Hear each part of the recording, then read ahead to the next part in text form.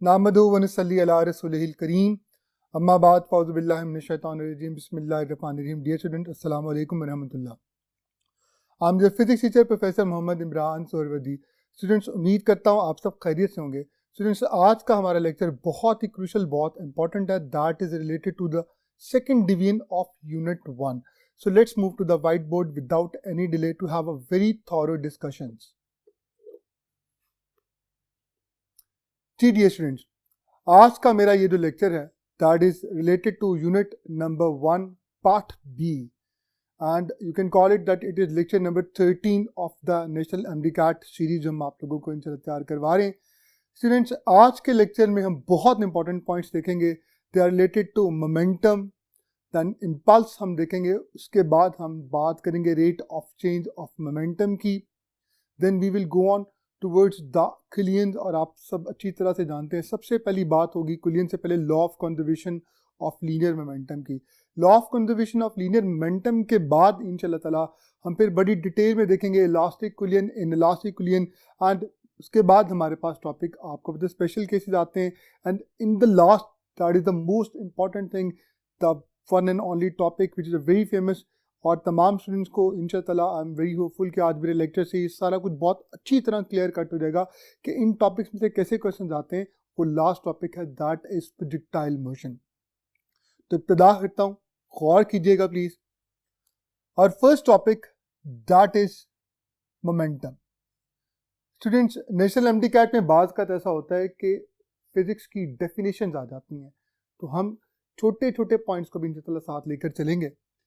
सबसे पहली बात, डेफिनेशन की बात की जाए तो that is the quantity of motion of a body, यानी किसी बॉडी में मोशन की जो क्वांटिटी होती है हम उसको मोमेंटम का नाम देते हैं।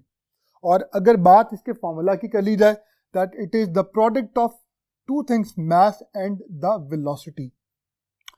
Momentum is a vector quantity. आप देख सकते हैं मैंने मास को वेलोसिटी से मल्टीप्लाई किया। यूनिट्स क्या होंगे? मास का यूनिट होता है किलोग्राम और वेलोसिटी का यूनिट होता है मीटर पर सेकंड।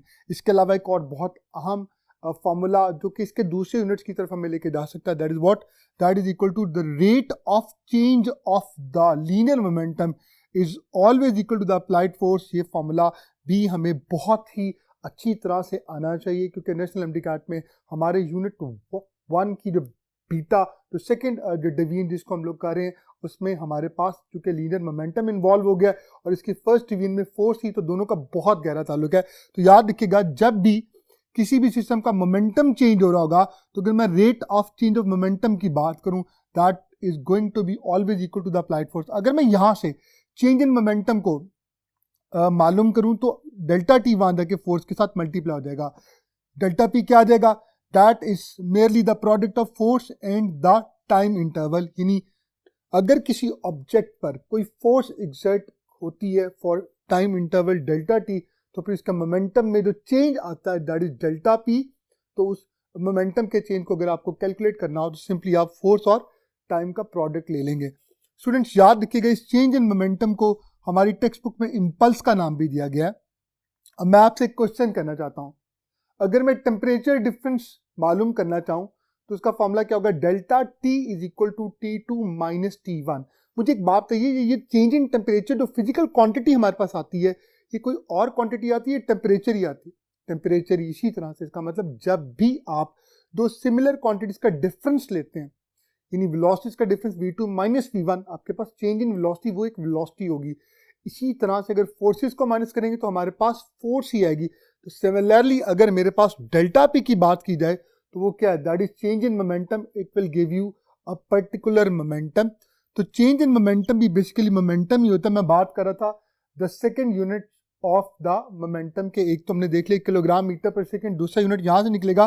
देखिए फोर्स का यूनिट होता है न्यूटन और टाइम का यूनिट होता है सेकेंड। तो आपने याद रखना है कि बाद का ऐसा होता है कि पेपर में बहुत ही सिंपल क्वेश्चन आता है that which of the following is the unit of linear momentum, और अल्फा ऑप्शन में हमारे पास किलोग्राम मीटर पर सेकंड होता है और बच्चे फौरन से पहले अल्फा ऑप्शन को सिलेक्ट कर लेते हैं। दे हार्डली बॉदर टू सी कि आपके पास ऑप्शंस में न्यूटन सेकंड भी प्रोवाइडेड था। स्टूडेंट्स, एंटी टेस्ट बेसिकली सबर का एक इम्तहान होता है कि आपने तमाम ऑप्शंस को पढ़ने के बाद फिर आपने डिसाइड करना होता है कि सही ऑप्शन कौन सी है। जब तक आप सारी ऑप्शन नहीं पढ़ लेंगे तब तक मेरी आपसे यही रिक्वेस्ट एडवाइस है कि आप कभी भी ऑप्शन को सिलेक्ट नहीं करेंगे। तो इसका मतलब यूनिट्स की अगर बात की जाए तो हमारे पास न्यूटन के मोमेंटम के 2 यूनिट्स हो गए, किलोग्राम मीटर पर second and the other one is Newton second.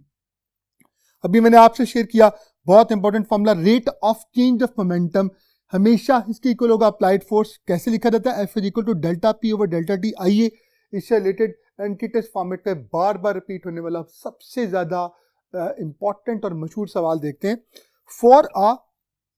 For a freely falling body, यानी कीवर्ड वो जब भी फ्रीली फॉलिंग बॉडी की बात करेगा तो याद रखिएगा फ्रीली फॉलिंग बॉडी उस बॉडी को कहते हैं कि जिस पर सिर्फ एक ही फोर्स एक्ट करती है, दैट इज ग्रेविटी और the weight of the body. क्या पूछ रहा है?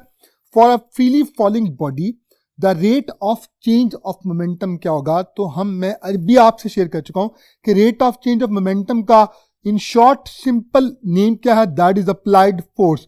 तो मैंने अभी आपको बताया कि जब भी कीवर्ड वो बोलेगा फ्रीली फॉलिंग बॉडी तो आपने हमेशा याद रखना है कि फ्रीली फॉलिंग जो बॉडी होती है उस पर सिर्फ एक ही फोर्स एक्ट करती है, दैट इज ग्रेविटी और the weight of the body. तो इसका मतलब इसका जवाब क्या होगा? अल्फा होगा, that is equal to mg। Students क्यों? क्योंकि फ्रीली फॉलिंग बॉडी एक ऐसी बॉडी है जिस पर हमेशा फोर्स जो एक्ट करती है वो वेट के इक्वल होती है। वेट क्या होता है? W is equal to mg। तब बॉडी की एक्सेलरेशन g के इक्वल होती है, तब rate of change of momentum लाजिमन उसके वेट के इक्वल ही होगा।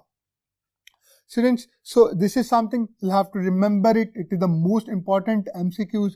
ये बार बार एंटीटेस्ट फॉर्मेट में रिपीट होता है और इट मे बी पॉसिबल कि इस साल नेशनल एमडी कैट का हमारा जो टेस्ट होने जा रहा है उसमें ये MCQs आपसे एक दफ़ा दोबारा पूछा जाए। जी डियर स्टूडेंट्स, अब एक बहुत इंपॉर्टेंट टॉपिक की तरफ मैं आपको लेके जा रहा हूँ। स्टूडेंट्स, एंटीटेस्ट में बात का ऐसा होता है कि जो लर्निंग आउटकम्स हमें दिए जाते हैं वो डिफरेंट यूनिट्स को आपस में मिक्स करके कोई एक MCQs डेवलप कर लेता।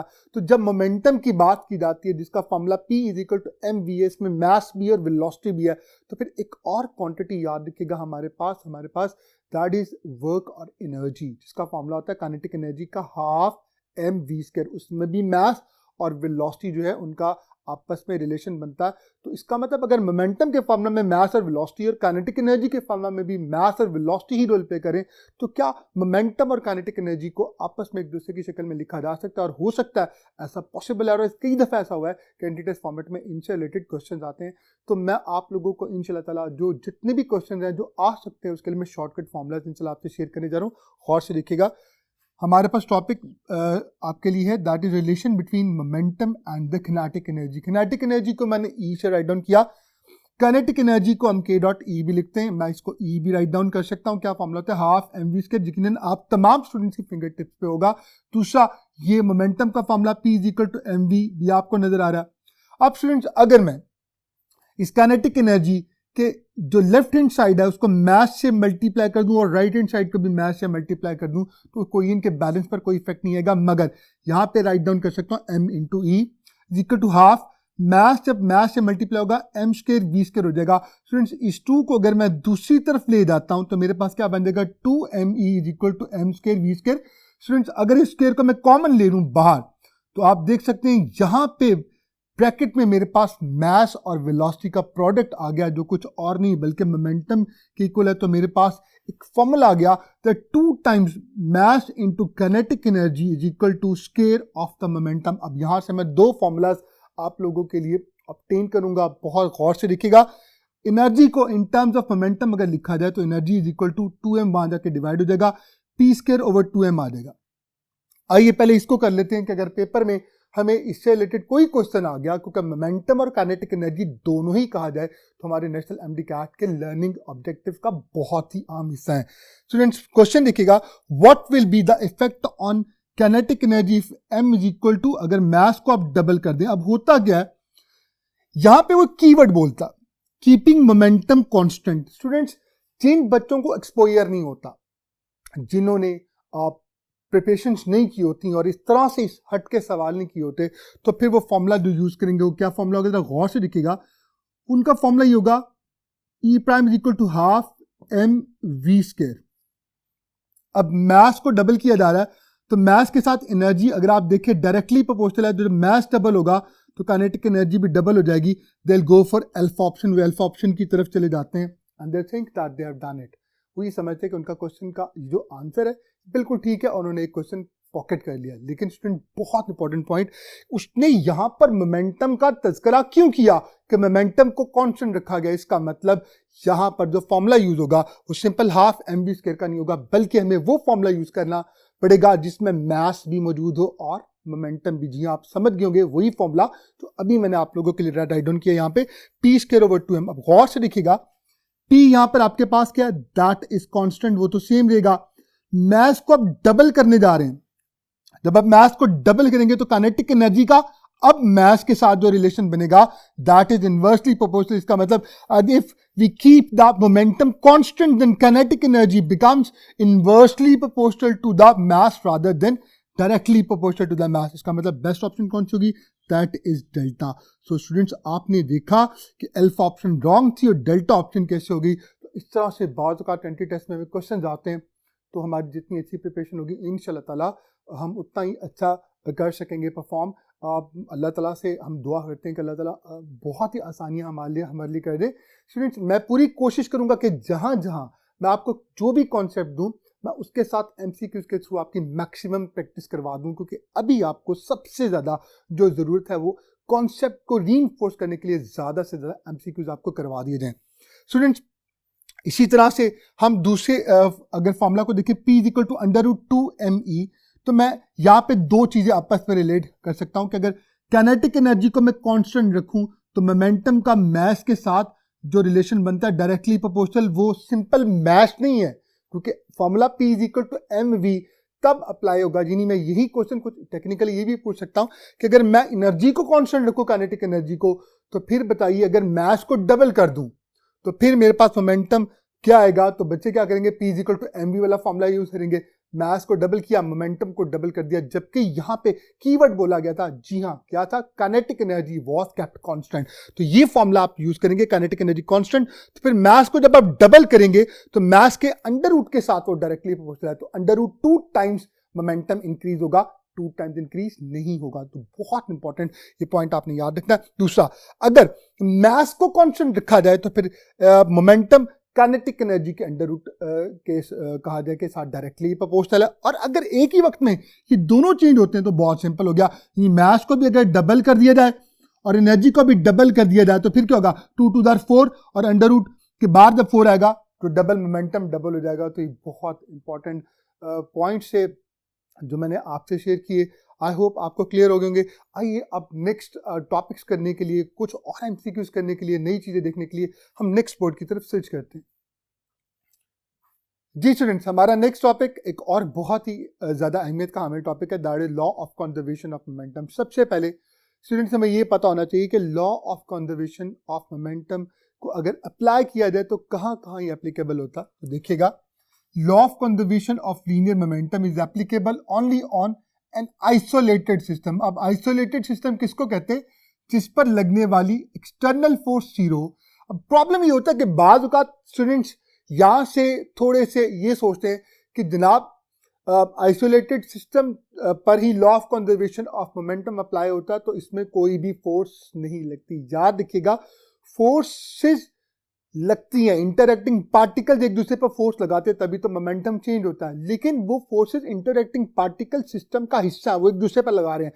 बाहर से कोई भी फोर्स उन पर, यानी एक्सटर्नल फोर्स का जीरो होना बहुत जरूरी है. तो colliding particles can apply force on each other but no external force, ये आपने याद रखना है, एक्ट ऑन द सिस्टम. तो इट मे बी पॉसिबल, यहाँ पर भी आपसे एक MCQs पूछा जा सकता है कि बताइए आइसोलेटेड सिस्टम की क्या क्वालिटी होती है. तो आइसोलेटेड सिस्टम की क्वालिटी होती है कि उसमें इंटरएक्टिंग पार्टिकल जो होते हैं सिस्टम के, they can apply force on each other but no external force can be applied on the system. Students बात कर लेते हैं दो मैसेज की. मास m1 है, it is moving with velocity v1. This is mass m2 moving with velocity v2 before the collision. अगर मैं इन दोनों के मोमेंटम की बात करूं, m1 का मास जो मोमेंटम होगा m1 v1 होगा बिफोर द कोलिजन, और M2 का होगा M2V2 that is before the कुलियन plus मतलब इनका टोटल मोमेंटम बिफोर द कुलियन। कुलियन हो जाता है, कुलियन के बाद देखिए मैसेज पर तो कोई इफेक्ट नहीं आया, मगर वेलोसिटी चेंज होगी। पहले की वेलोसिटी V1 से क्या होगी, दैट इज V1 प्राइम, दूसरे की वेलोसिटी V2 से V2 प्राइम होगी। तो अब मोमेंटम में भी चेंज आया, लेकिन ये मोमेंटम में जो चेंज आया ये इंडिपेंडेंट पार्टिकल्स का जो पहला पार्टिकल था मास M1 वाला, उसका मोमेंटम बन गया M1 V1 प्राइम और दूसरे वाले का मोमेंटम हो गया M2 V2 प्राइम। स्टूडेंट्स अगर मैं according to law of conservation of linear momentum बात करूं तो याद रखिएगा the total momentum before the collision of interacting particles must be equal to the total momentum of the interacting particles after the collision. तो मैं इसको इससे भी लिख सकता हूं M1 V1 plus M2 V2 is equal to M1 V1 prime plus M2 V2 prime. अब ये बात आपको फिंगर टिप्स पे है, मगर मैं आपको क्यों रिवाइज करवा रहा हूँ, क्योंकि ये सारी चीजें एक सीक्वेंस पे जब मैं लेके चलूंगा तो आप देखेंगे कि इन तमाम चीजों को इंशाल्लाह हम आगे अप्लाई करेंगे। तो that is the most important thing, stay tuned with me. Total momentum before the collision must equal to the total momentum after the collision. Students जब भी मोमेंटम बेसिकली क्या, it is the product of mass and velocity. तो जब momentum constant रहेगा total momentum, तो मैं shortcut में ये भी लिख सकता हूं that mass and velocity both can change but their product remains the same constant। इसका मतलब जब भी दो चीजों का प्रोडक्ट कांस्टेंट होगा तो फिर वो दोनों आपस में क्या होंगी, इनवर्सली प्रोपोर्शनल हो जाएंगी। आइए इसको प्रैक्टिस करते हैं with the help of an MCQs. Students MCQs है when a bullet is fired from the gun. जब एक बुलेट को आप एक गन से फायर करते हैं तो फिर क्या क्या कुछ होता है, जरा गौर से देखिएगा। Alpha option gun recoil velocity is very small. Gun की जो रिकॉइल की वेलोसिटी होती है वो कंपैरेटिवली बहुत स्मॉल होती है as compare to the velocity of the bullet. आप अच्छी तरह से जानते हैं उसकी बुनियादी वजह क्या है, हम अच्छी तरह से जानते हैं कि यहां पर मोमेंटम क्या होगा, कंजर्व होगा। मोमेंटम कंजर्व होगा, जितने मोमेंटम के साथ बुलेट फॉरवर्ड मूव करेगी उतने ही मोमेंटम के साथ गन रिकॉइल होगी। मगर मोमेंटम किसको कहते हैं, it is the product of mass and velocity. अब गन का मास बहुत बड़ा, तो इसका मतलब उसका जो प्रोडक्ट होगा mv, वो बुलेट का मैच, इसका मास बहुत छोटा, उसके प्रोडक्ट mv के अगर बराबर होना और लाजमी बराबर होगा टू कंजर्व द मोमेंटम। फिर याद रखिएगा जिसका मैच बड़ा होगा उसकी वेलोसिटी छोटी होगी और जिसका मास छोटा होगा उसकी वेलोसिटी बड़ी होगी। तो अल्फा ऑप्शन बिल्कुल ठीक है, लेकिन आप टिक नहीं करेंगे, सारी ऑप्शंस को देखेंगे। Beta bullet being smaller in the mass has a larger velocity. Obviously यही बात मैंने आपसे शेयर की, बिल्कुल ठीक है। Both are same momentum. Students यही तो बात है, दोनों का मोमेंटम क्या होगा, सेम होगा। जितने मोमेंटम के साथ बुलेट फॉरवर्ड मूव करेगी उतने मोमेंटम के साथ the gun will recoil back, ये भी ठीक है। तो फिर बेस्ट ऑप्शन कौन सी है, that is delta all of these. तो आई होप कि इसमें आपको क्लियर हुआ होगा। स्टूडेंट नेक्स्ट क्वेश्चन देखते हैं, क्योंकि हमारी कोशिश होगी कि ज्यादा से ज्यादा एमसीक्यूज आपको करवा के प्रैक्टिस करवाई जाए। ठीक स्टूडेंट्स, आइए नेक्स्ट क्वेश्चन की तरफ चलते हैं। हमारा next question, a fighter plane chasing another opens fire then. अब बड़ी सिंपल सी बात है, अभी आपने गन और बुलेट के हवाले से ये बात देखी है कि जितने मोमेंटम के साथ बुलेट फॉरवर्ड मूव करती है उतने मोमेंटम के साथ कहा जाए गन इट रिकॉइल्स बैक। तो अगर एक फाइटर जेट दूसरे को चेज कर और it open the fire, automatically उस पर एक बैकवर्ड एक फोर्स लगती है जिसकी वजह से उसकी वेलोसिटी को क्या होना चाहिए, कम होना चाहिए। तो देखिएगा इट्स स्पीड विल इंक्रीज, जी ने उसकी स्पीड डिक्रीज करेगी। तो beta option its speed will decrease, that is the best option. Its speed will remain same नहीं होगा, इट विल ऑब्वियसली यहाँ पे हमारे पास ऑप्शन जो बेस्ट बनती है that is it will gain momentum. तो मोमेंटम गेन नहीं करेगा, obviously that is the most important thing. तो बेस्ट ऑप्शन आपके पास कौन सी होगी, that is the better option. हमारा next topic that is the most important topic, elastic and inelastic collision. Elastic collision किसको कहते हैं स्टूडेंट्स, कुछ इंपॉर्टेंट पॉइंट याद रखिएगा। इलास्टिक कुलियन वो होता है जिसमें मोमेंटम कंजर्व होता है, काइनेटिक एनर्जी कंजर्व होती है और सबसे important point total energy conserve होती है। बाज का तो टोटल एनर्जी की जगह कीवर्ड एनर्जी भी बोलता है, तो बच्चे कंफ्यूज हो जाते हैं, बच्चे समझते शायद एनर्जी से मुराद काइनेटिक एनर्जी है। स्टूडेंट्स काइनेटिक एनर्जी को काइनेटिक एनर्जी पर्टिकुलरली बोला जाता है और यहाँ पे हम एनर्जी जब भी बोलेंगे इलास्टिक कुलियन में या इनइलास्टिक कुलियन में, that is the total energy. तो इसमें सारी चीजें कंजर्व होंगी, मोमेंटम भी कंजर्व, काइनेटिक एनर्जी भी कंजर्व, टोटल एनर्जी भी कंजर्व। अब टोटल एनर्जी के कंजर्व होने से मुराद क्या है, देखिए हम अच्छी तरह से जानते हैं, हमने law of conservation of energy पढ़ा था that the energy can neither be created nor can be destroyed, but it changes from one form to the other form. तो हमारे पास सबसे इंपॉर्टेंट पॉइंट ये कि चाहे इलास्टिक कुलियन हो चाहे इन इलास्टिक कुलियन हो, टोटल एनर्जी हमेशा क्या रहेगी, दैट इज कंजर्व्ड, क्योंकि टोटल एनर्जी हमेशा पूरी यूनिवर्स की बात की जाती है. यहाँ पे इलास्टिक कुलियन में जब कुलियन होगा तो आपको मालूम है कोई एनर्जी लॉसेज नहीं होंगे. जब कोई एनर्जी लॉसेज नहीं होंगे तो एनर्जी लॉसेज ज्यादातर जो होते हैं वो दो शक्ल में होते हैं, साउंड की शक्ल में और हीट की शक्ल में. तो ना तो साउंड प्रोड्यूस होगी और ना ही हीट जनरेट होगी. अब अगर मैं कॉन्ट्रेरी बात करूं, इन इलास्टिक कुलियन की बात कर लेते हैं. मोमेंटम इसमें भी कंजर्व होगा. बहुत इंपॉर्टेंट पॉइंट कि momentum conservation does not depend upon the kind of the कुलियन. इसका मतलब मोमेंटम इलास्टिक में भी कंजर्व था और इन इलास्टिक में भी कंजर्व था. सबसे इंपॉर्टेंट पॉइंट, टोटल एनर्जी यहाँ पे भी कंजर्व होगी मगर काइनेटिक एनर्जी यहाँ पे कंजर्व नहीं होगी, क्योंकि साउंड भी प्रोड्यूस होगा और हीट भी जनरेट होगी. टोटल एनर्जी क्यों कंजर्व होगी, क्योंकि वो तो पूरी यूनिवर्स की बात कर रहे हैं. तो अगर हीट एंड साउंड की शक्ल में एनर्जी लॉसेस हो भी जाए तो कहाँ गए, यूनिवर्स में रहे, तो टोटल एनर्जी पर कभी भी इफेक्ट नहीं आता. ये बहुत अहम नुकता है जिसे आपने याद रखना है. आइए इसकी प्रैक्टिस करते हैं एक MCQ से. इन इलास्टिक कुलियन, बात हो रही है इन इलास्टिक कुलियन की.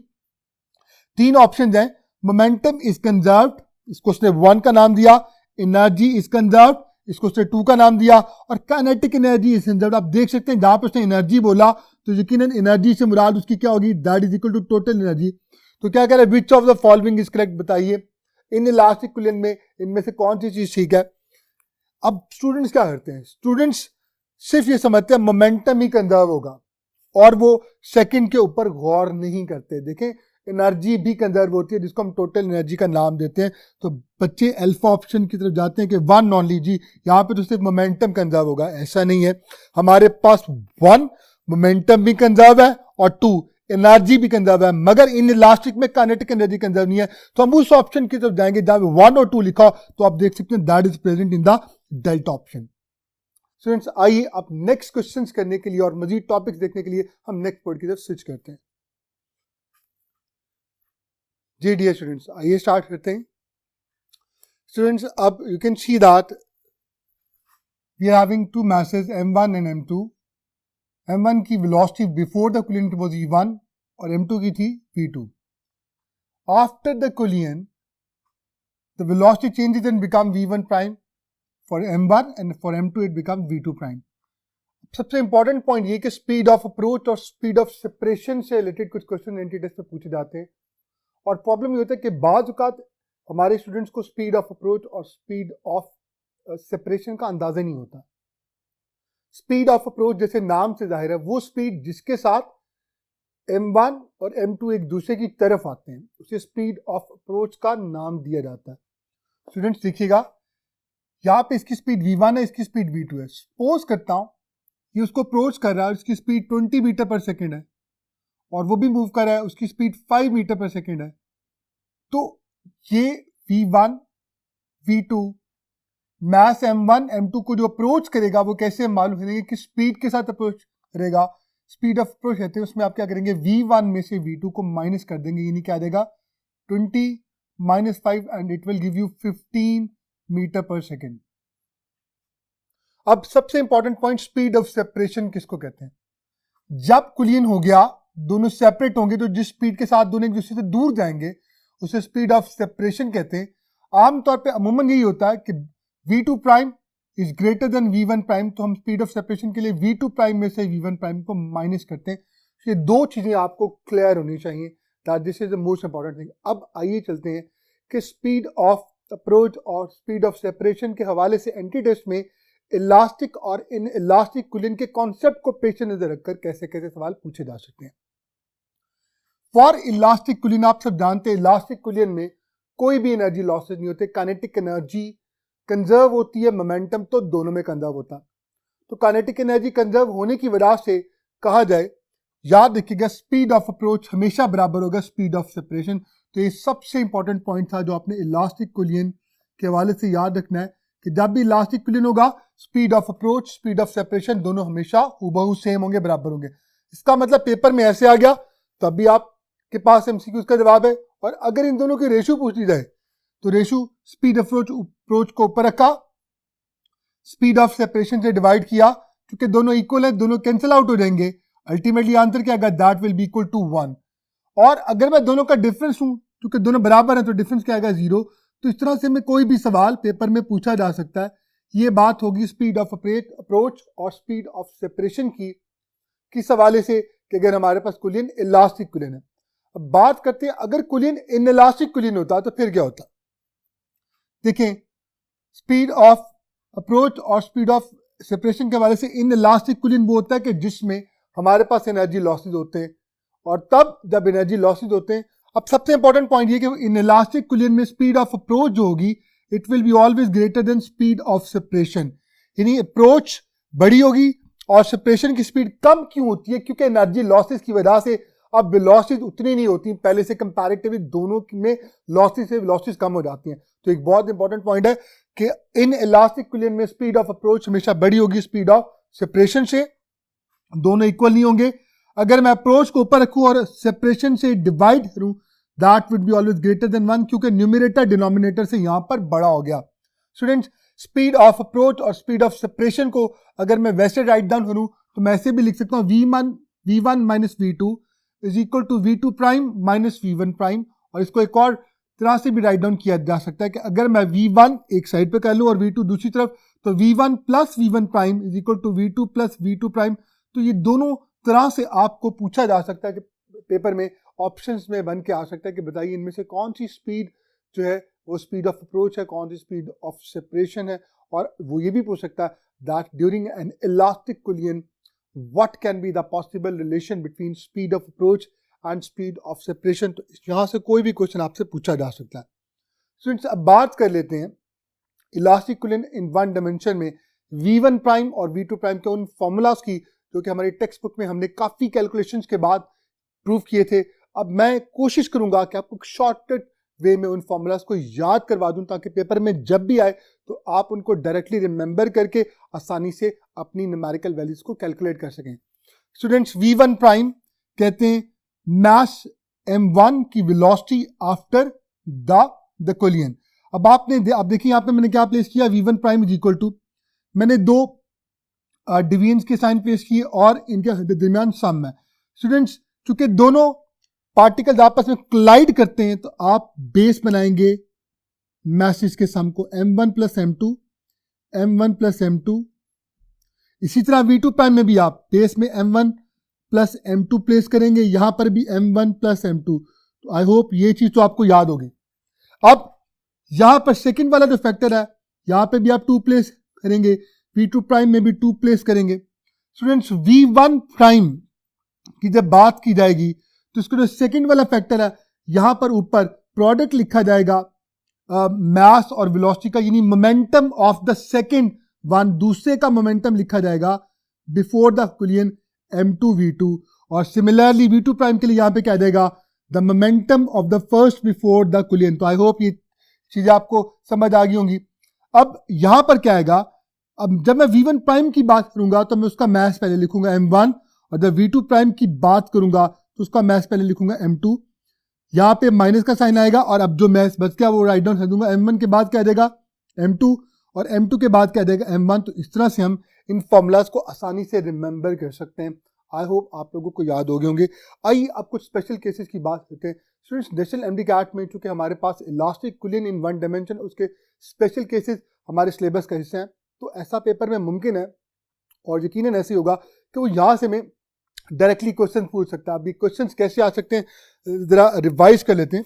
स्पेशल केसेस में अगर दोनों का मैथ आपके पास सेम है, यानी दोनों जो मैसेज हैं जो आपस में क्लाइड कर रहे हैं जिनमें इलास्टिक कुलियन हो रहा है, दोनों का मैथ सेम हो तो मैं उसको एम बी राइट डाउन कर सकता हूं। तो फिर क्या होगा, they will simply interchange there velocity. तो आपने याद रखना है कि टकराने के बाद वो सिर्फ अपनी वेलोसिटीज को इंटरचेंज कर लेंगे। जैसे यहीं पर अगर मैं एग्जांपल लूं तो ये 20 मीटर पर सेकंड के साथ जा रहा था, ये 5 मीटर पर सेकंड के साथ जा रहा था। अगर दोनों के मैसेज सेम हो तो टकराने के बाद इसकी स्पीड क्या हो जाएगी 5 मीटर पर सेकंड और इसकी क्या हो जाएगी 20 मीटर पर सेकंड। तो एक बहुत इंपॉर्टेंट पॉइंट है जिसे आप लोगों ने हमेशा याद रखना है कि that if the masses of the cladding bodies that is identical, they are having the similar masses, then after the collision they will simply interchange their velocities.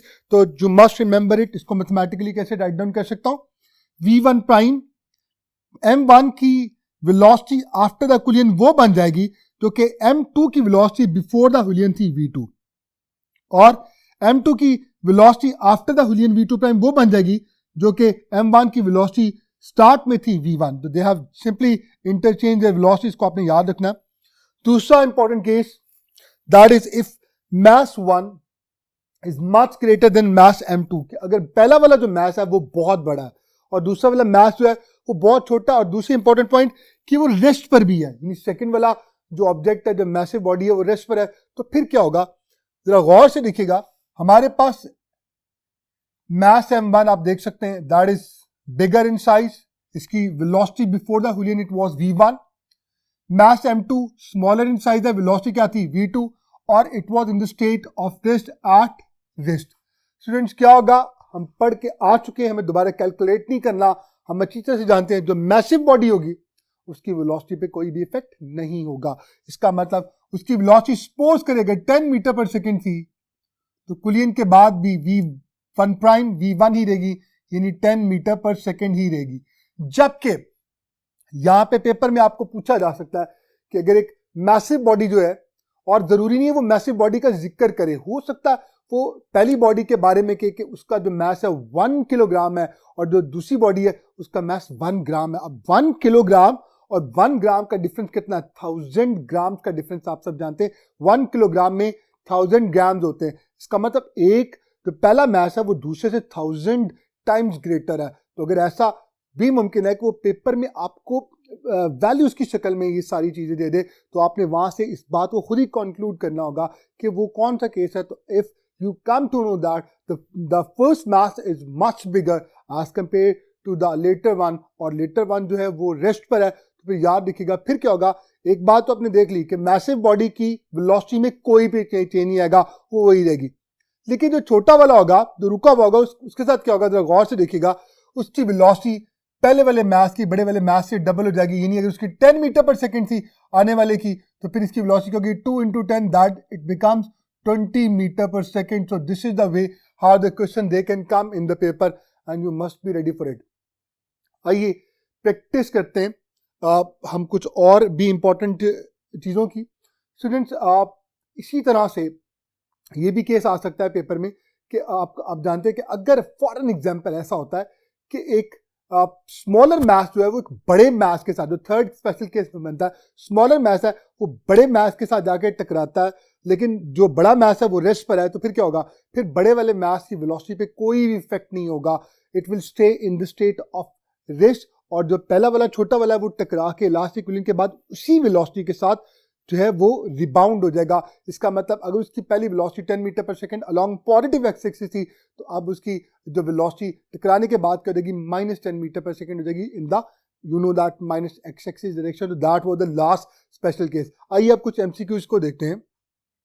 हमारा पहला MCQ related to this one. Two solid spheres form an isolated system. Sphere X moves with speed 12 centimeter per second towards a stationary sphere Y as shown below. तो आप देख सकते हैं मेरे पास दो sphere हैं, sphere X and sphere Y. Sphere Y जो है वो it is in the state of rest. इसका मतलब उसकी वेलोसिटी जो है v2 that is equal to 0 metre पर सेकेंड. जबकि स्फीयर जो X है वो अप्रोच कर रहा है स्फीयर Y को विद स्पीड ऑफ 12 सेंटीमीटर पर second after a perfectly elastic collision. ले जी पहला पॉइंट यहां पे क्लियर हो गया. तो कोलिजन था, it was perfectly elastic collision. इसका मतलब हमारे पास कोई भी एनर्जी लॉसेज नहीं है, मोमेंटम भी कंजर्व है और काइनेटिक एनर्जी भी कंजर्व है. X moves with the speed of 8 centimetre पर second in the same direction.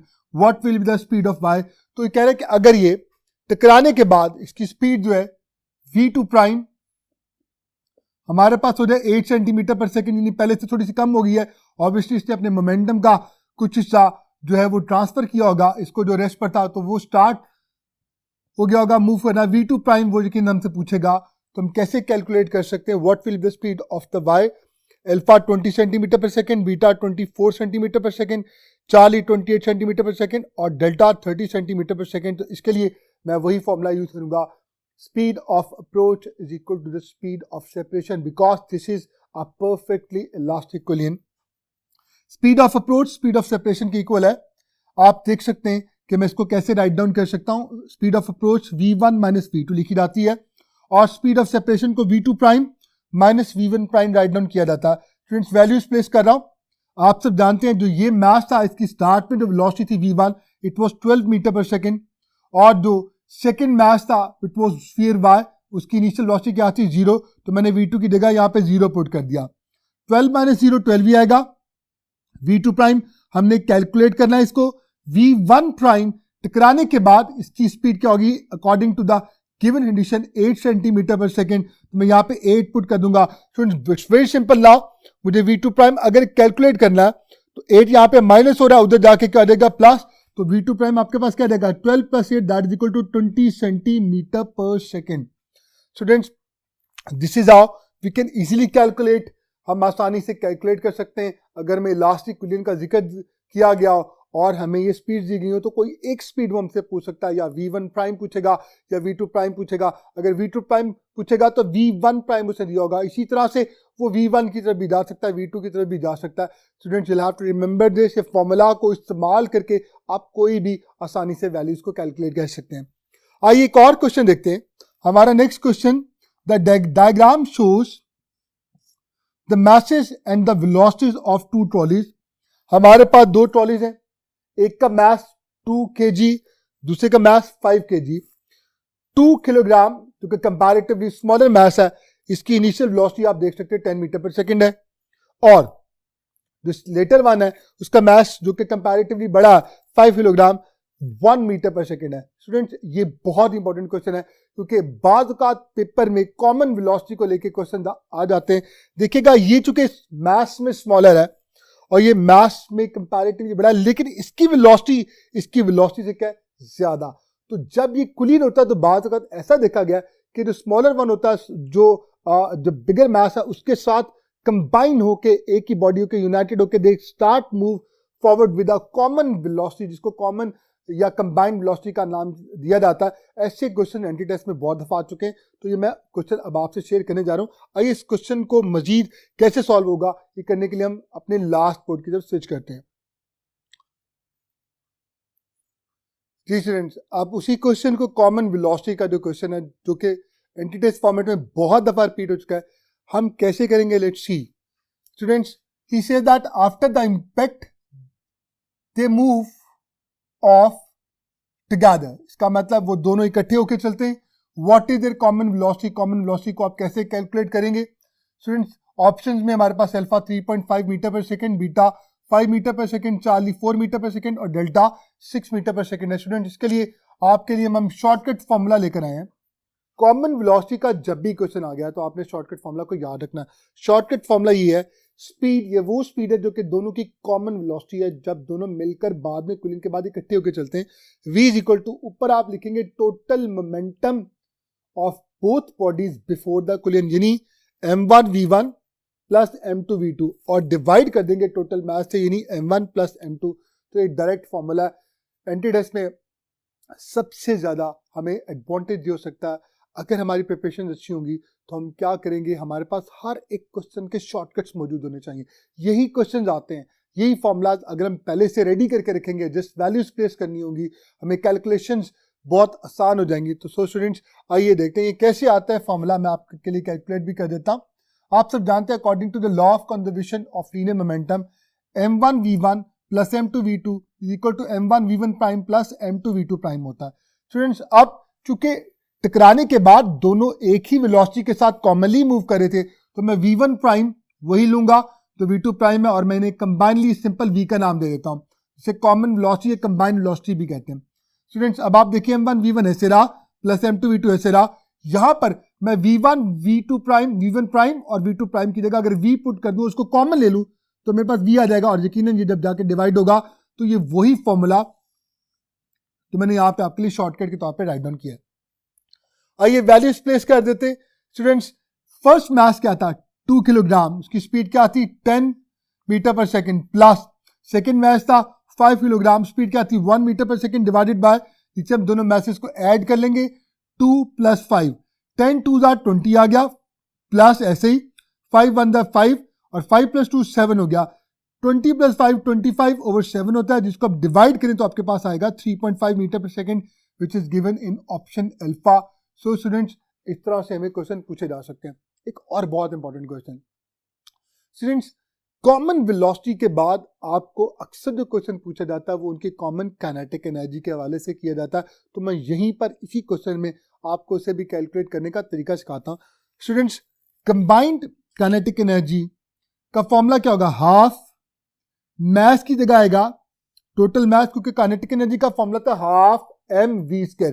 मास की जगह टोटल मास आएगा और v²। वेलोसिटी कौन सी आएगी? जी हाँ, कॉमन वेलोसिटी। तो कॉमन वेलोसिटी का स्केयर आ जाएगा स्टूडेंट्स, हाफ ऐसे रहा, मैसेज का सम m1 + m2 और v आपने सपोज किया था कॉमन वेलोसिटी को, v² आ गया। स्टूडेंट्स, वैल्यू प्लेस कर रहा हूं, हाफ ऐसे रहेगा।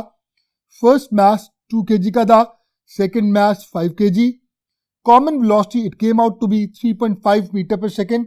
आपने प्लेस किया यहाँ पर, हाफ ऐसे रहेगा, 5 + 2 7 आ गया। 3.5 का होल स्केयर को मैं 3.5 × 3.5 राइट डाउन कर सकता हूँ। 7 को अगर हाफ किया जाए तो हमारे पास फिर 3.5 ही आ जाता है। Students, 3.5 × 3.5 × 3.5 it will give you 42.875 joule. ये मैंने आपके लिए एक छोटी सी एग्जांपल सेट कर दी कि हमें बास का ऐसा होता है वो कॉमन वेलोसिटी नहीं पूछता, वो डायरेक्टली आपसे कॉमन या कंबाइंड काइनेटिक एनर्जी पूछता है। काइनेटिक एनर्जी कंबाइंड तब तक आप मालूम नहीं कर सकते जब तक आपके पास कॉमन वेलोसिटी नहीं होती। तो I have done it so that अगर पेपर में इंशाल्लाह ताला एनएमडी कैट में इस साल ये क्वेश्चन आता है तो आपके लिए बिल्कुल भी कोई प्रॉब्लम इंशाल्लाह नहीं होगी। स्टूडेंट्स, इसके बाद एक बहुत इंपॉर्टेंट टॉपिक, तो आप सब जानते हैं हमारे पास टॉपिक है मोमेंटम का। मैंने मोमेंटम का एक फॉर्मूला आपसे शेयर किया था, F = ΔP/ΔT, that rate of change of momentum is always equal to the applied force. और इसी से रिलेटेड एक और बहुत इंपॉर्टेंट फॉर्मूला एक टॉपिक में यूज होता है, ये भी आपसे एनएमडी कैट में पूछा जा सकता है, force due to water flow. Students, force due to water flow जो है उसका फॉर्मूला आता है F = -mv/t। यहाँ पे इंपॉर्टेंट पॉइंट याद रखिएगा, ये वो फोर्स है जो कि वाटर के मोमेंटम को चेंज करती है। वाटर mv मोमेंटम के साथ मूव कर रहा होता है, वो जाके वॉल के साथ टकराता है। पहले वाटर क्या करता है, वॉल पर एक फोर्स लगाता है जो कि है force by water fall on the wall. अब प्रॉब्लम ये है कि ये जो हमारे पास ये जो फोर्स आती है, जो तमाम स्टूडेंट्स को फिंगर टिप से होती है, F = -mv/t, ये बेसिकली वो फोर्स है जो कि वॉल लगा रही है वाटर पर, क्योंकि उसका मोमेंटम चेंज होके mv से -mv अल्टीमेटली चेंज आता है, वो ultimately it becomes like this, क्योंकि फाइनल वेलोसिटी जीरो जाती है तो फाइनल मोमेंटम जीरो होता है। पानी टकराने के बाद ऑब्वियसली जमीन पर बह जाएगा और अल्टीमेटली उसका मोमेंटम बाद में करेगा, इट विल बिकम जीरो। तो आप अगर m vf - vi के डिवाइडेड बाय t के फॉर्मूले को सॉल्व करें तो ये चीज आपके पास आती है। तो यहाँ पर बहुत इंपॉर्टेंट पॉइंट ये, यू मस्ट रिमेंबर, आपसे जो पूछा जाए आपने उसी की तरफ जाना है। इट मे बी पॉसिबल वो आपसे पूछे force by wall on water, तो फिर उसके लिए है -mv/t, बट ऐसी भी पॉसिबिलिटी है वो आपसे पूछे force by water on wall. तो जो फोर्स वाटर वॉल पे लगाती है वो एक्शन और रिएक्शन के पेयर से अगर ये नेगेटिव है तो वो क्या होगा, वो पॉजिटिव होगा, वो mv/t होगी। तो ये बहुत इंपॉर्टेंट पॉइंट है which you need to remember it. Students, बात का ऐसा भी होता है, न्यूमेरिकल प्रॉब्लम्स हैं वो आपको यही फॉर्मूला आपसे यूज करवाता है, आपको कैलकुलेट करना पड़ता है वहां पे वो आपको मैच नहीं देता। वाटर की बात अगर कर लीजिए तो याद रखिएगा, वाटर का वो आपको देता है रेट ऑफ फ्लो, यानी वॉल्यूम ओवर टाइम। अब मैं अगर मैथ की जगह पुट करूं, आप सब जानते हैं मैथ का फॉर्मूला था volume into density.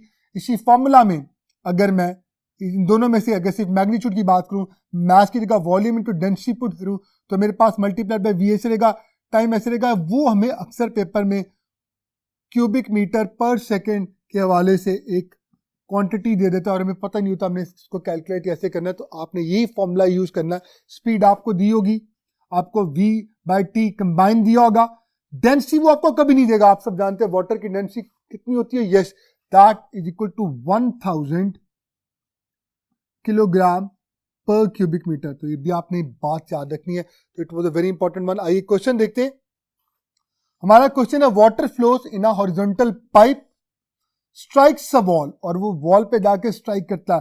The force exerted by wall on water, wall on water, तो आप सब जानते हैं वॉल ऑन वाटर वाली फोर्स कौन सी थी, वो नेगेटिव थी। अल्फा आंसर आएगा minus mv over t। Next question, a body of momentum mv collides a wall elastically, इन एक बॉडी है वो मास mv के साथ मूव कर रही है और एक वॉल के साथ जाके क्लाइड करती है, तो फिर और कूलिंग कौन सा, इलास्टिक कूलिंग, यानी कोई भी एनर्जी का लॉसेस वहां पे नहीं है। The change in its momentum must be, momentum में क्या चेंज हो सकता है, तो बहुत सिंपल है, बॉल की एग्जांपल ले लेते हैं। अगर इसका मोमेंटम mv था तो टकराने के बाद ये उसी मोमेंटम के साथ वापस आ जाएगा। अब ये था इसका इनिशियल मोमेंटम, फाइनल मोमेंटम चूंकि ऑपोजिट डायरेक्शन में है तो माइनस mv लिया जाएगा।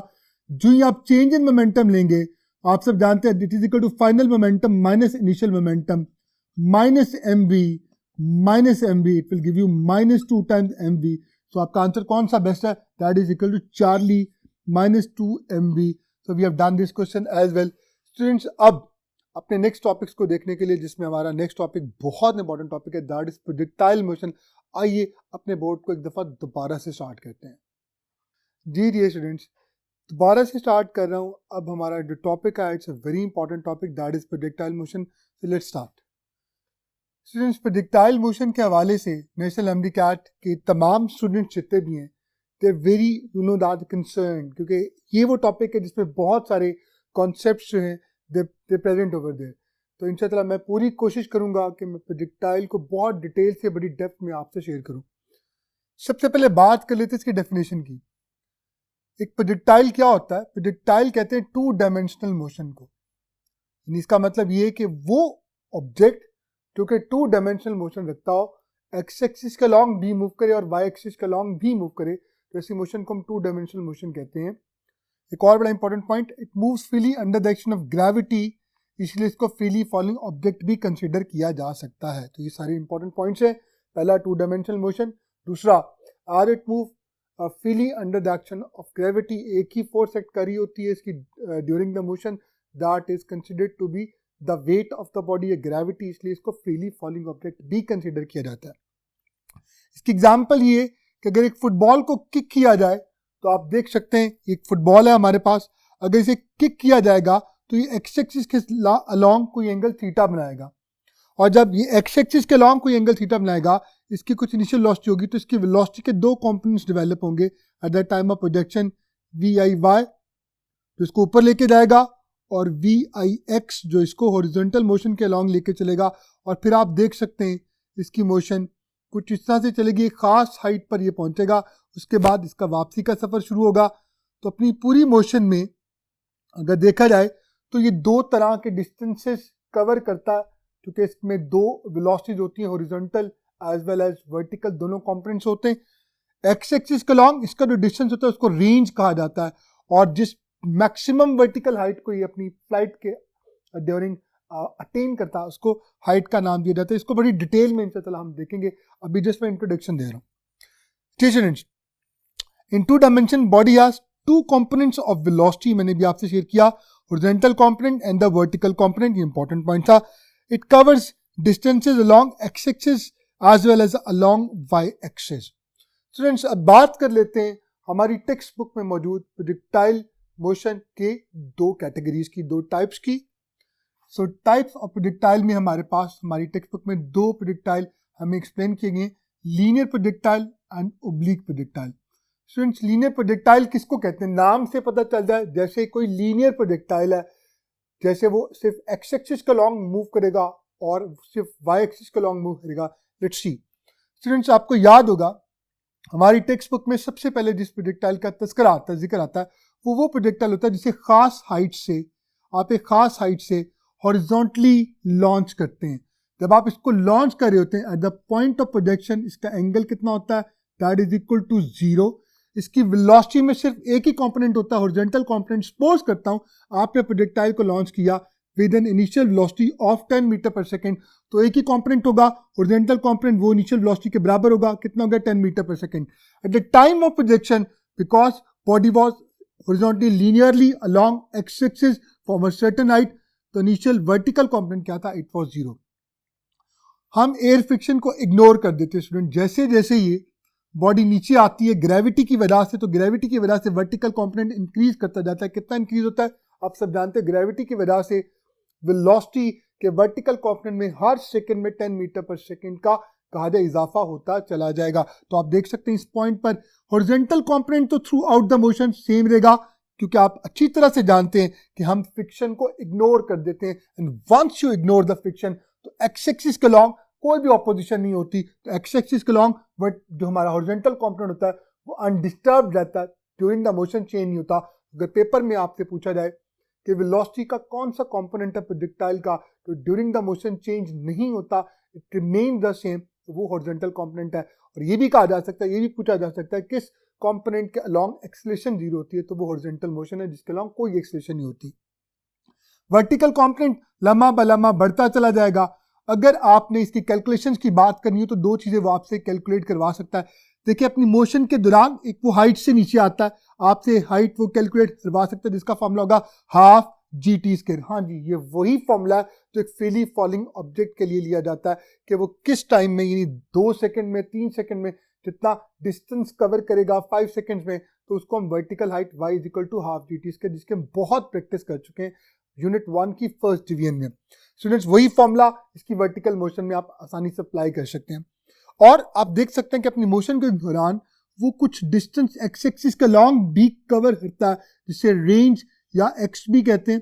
कैसे कैलकुलेट होगा? सिंपल, आप जानते हैं कि हॉरिजॉन्टल मोशन हॉरिजॉन्टल डिस्टेंस के लिए रिस्पॉन्सिबल है, या ये कहा जा सकता है कि जो हॉरिजॉन्टल डिस्टेंस है इसके कवर होने में जो रोल प्ले कर रहा है, टाइम का फैक्टर तो है ही, लेकिन जो वेलोसिटी का कंपोनेंट है वो हॉरिजॉन्टल कंपोनेंट है। तो आप सिंपली हॉरिजॉन्टल कंपोनेंट चूंकि through out the motion change नहीं होता, तो सिंपल फॉर्मूला क्या होता है, वेलोसिटी इनटू टाइम, आपके पास x आ जाएगा। इंशाल्लाह हम इसकी कैलकुलेशंस भी अभी थोड़ी देर बात करेंगे। स्टूडेंट्स ओब्लीक प्रोजेक्टाइल, यही प्रोजेक्टाइल है जिसकी भी मैं आपसे बात कर चुका हूँ।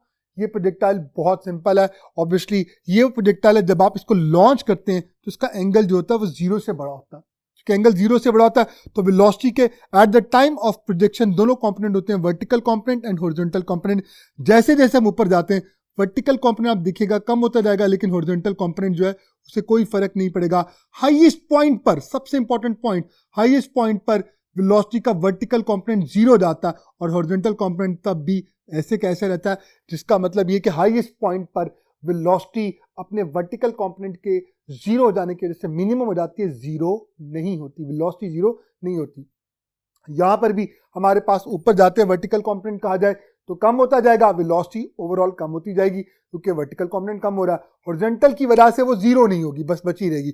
और जब वापसी का सफर शुरू होगा तो वर्टिकल कंपोनेंट दोबारा बढ़ता चला जाएगा और अल्टीमेटली क्या होगा, हमारे पास जब ये स्ट्राइक करेगा तो अगर 100 मीटर पर सेकंड की वेलोसिटी से ओवरऑल आपने लॉन्च किया तो 100 मीटर पर सेकंड की वेलोसिटी से ही दोबारा ही जाके हिट करेगा एट द सेम एंगल। जितना एंगल थीटा यहाँ बनेगा उतना ही एंगल पे वो वहां जाके हिट करेगा। ये कुछ इंपॉर्टेंट पॉइंट्स मैंने आपसे शेयर किए। इंशाल्लाह नेक्स्ट पे चलते हैं students. Important points of linear projectile के हवाले से, एंगल ऑफ प्रोजेक्शन आपके पास क्या होता है, वो 0 डिग्री होता है। जब इसे प्रोजेक्ट किया जाता है फ्रॉम अ सर्टेन हाइट होता है, आप देख सकते हैं सर्टेन हाइट से इसको प्रोजेक्ट किया गया। स्टार्ट में जो हमारे पास वेलोसिटी होती है, इनिशियल वेलोसिटी, वो सिर्फ और सिर्फ हॉरिजॉन्टल वेलोसिटी होती है। क्योंकि उसको लीनियरली प्रोजेक्ट किया गया तो वर्टिकल कंपोनेंट क्या होगा, yes that is equal to 0। तो आप कह सकते हैं कि लीनियर प्रोजेक्टाइल में at the time of projection velocity minimum होती है, क्योंकि उसके बाद तो वर्टिकल कंपोनेंट ऐड होता चला जाता है, ओवरऑल वेलोसिटी इंक्रीज ही करेगी। स्टूडेंट्स नेक्स्ट इसकी थॉरो डिस्कशन के लिए आइए नेक्स्ट पॉइंट की तरफ स्विच करते हैं।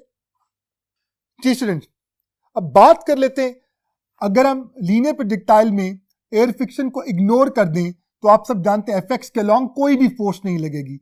तो अब जब एफएक्स के लॉन्ग फोर्स नहीं लगेगी, एफएक्स 0 हो गया, तो याद दिखेगा acceleration along the axis that is equal to 0। तो आपको एंटी टेस्ट में 12 ये बात पूछी जाती है कि बताइए प्रोजेक्टाइल की मोशन में, चाहे वो लीनियर प्रोजेक्टाइल हो या ऑब्लिक प्रोजेक्टाइल हो, बताइए कौन सा ऐसा कंपोनेंट होता है वेलोसिटी का जिसके अलोंग, या कौन सी ऐसी मोशन है जिसके अलोंग एक्सलेशन नहीं होती। तो याद दिखेगा वो कौन सा होता है, that is horizontal component of velocity, it never changes. क्योंकि उस पर एक ही फोर्स एग्जर्ट हो सकती थी, सामने से एयर फ्रिक्शन जो उसकी वेलोसिटी को कम कर सकती थी, या पीछे से एयर का दबाव उसकी वेलोसिटी को ज़्यादा कर सकता था। जब आपने एक दफ़ा एयर फ्रिक्शन को इग्नोर कर दिया तो horizontal component through out the motion change नहीं होगा। ये बात कंफर्म होगी। इसका मतलब एक्स एक्सिस के अलॉन्ग कोई फोर्स नहीं लग रही, एक्स एक्सिस के अलॉन्ग कोई एक्सेलरेशन नहीं है, और horizontal component through out the motion क्या रहेगा, ये start it will remain the same. तो ये वो पॉइंट है जो लाजमी नेशनल एमडी कैट के टेस्ट में आपसे पूछा जाएगा। You must remember it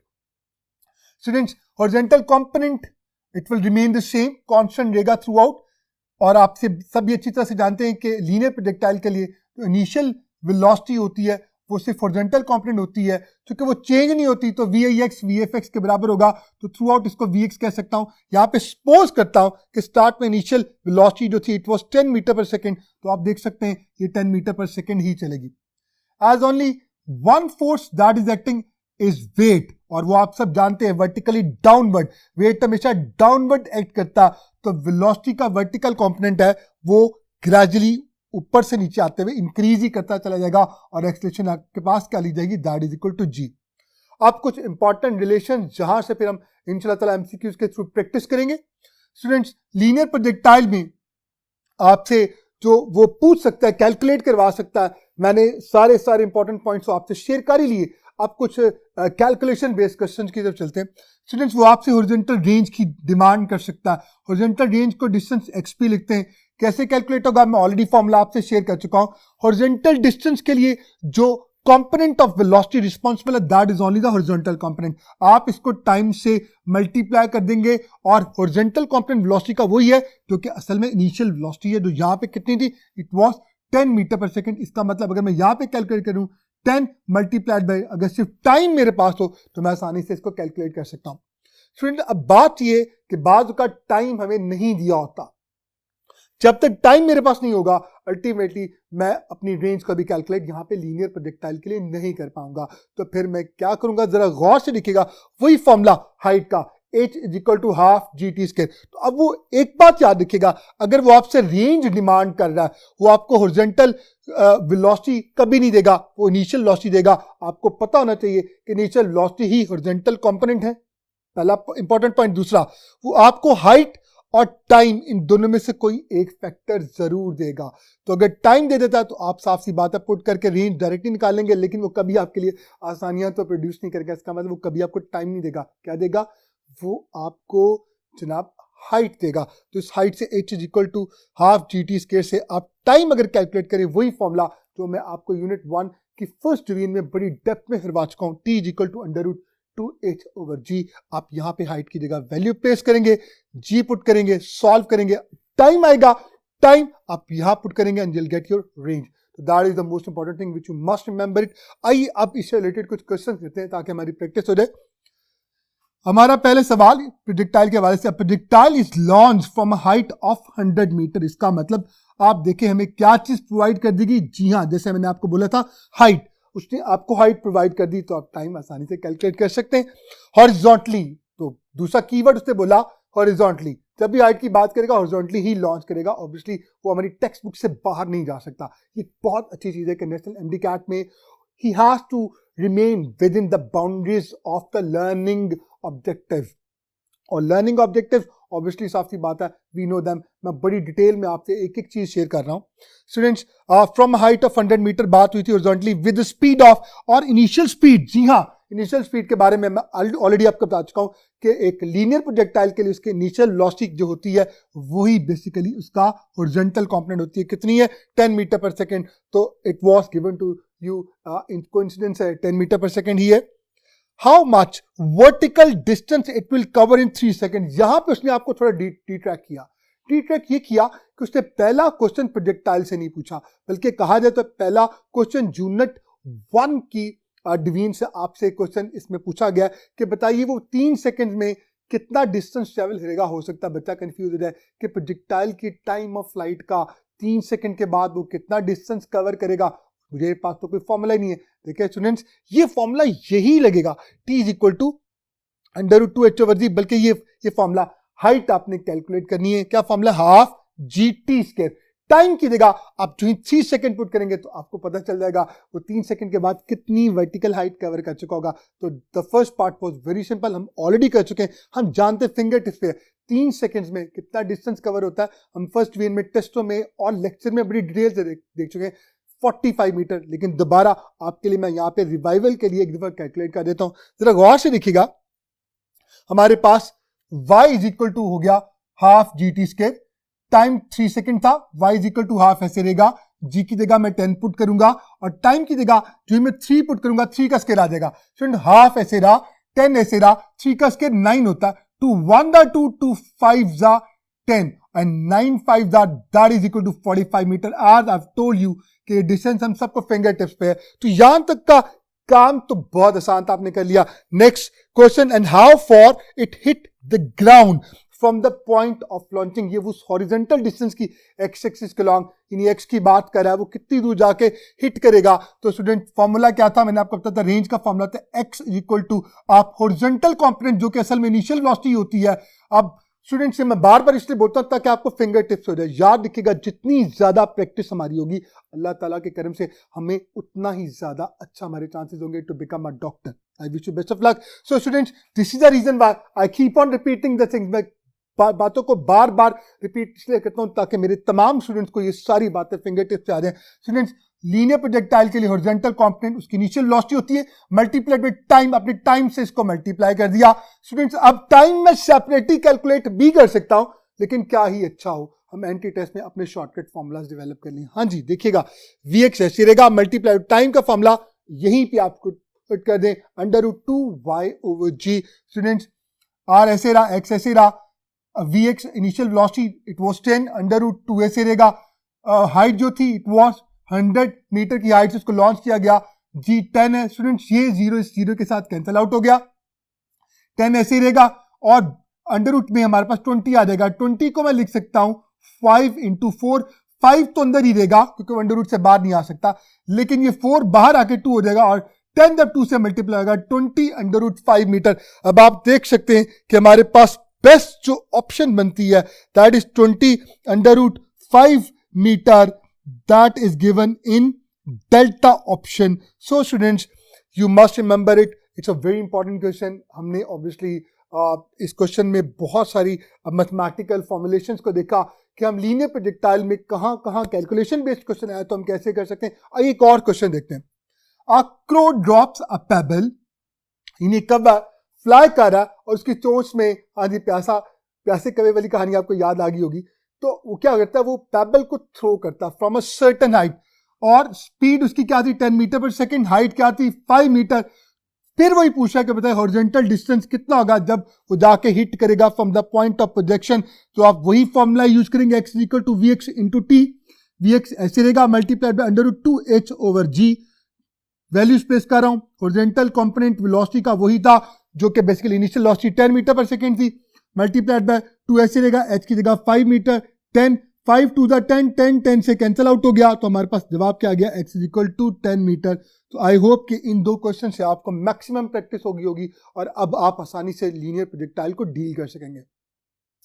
students, अब इसके बाद हम ओब्लिक प्रोजेक्टाइल की तरफ चलते हैं। लीनियर प्रोजेक्टाइल से भी क्वेश्चन आते हैं, लेकिन ऐसा देखा गया कि एंटी टेस्ट में सबसे ज्यादा क्वेश्चन जो आते हैं वो ओब्लिक प्रोजेक्टाइल से आते हैं। जी हाँ, आइए ओब्लिक प्रोजेक्टाइल को बहुत डेप्थ में देखने के लिए मेरा साथ दीजिएगा।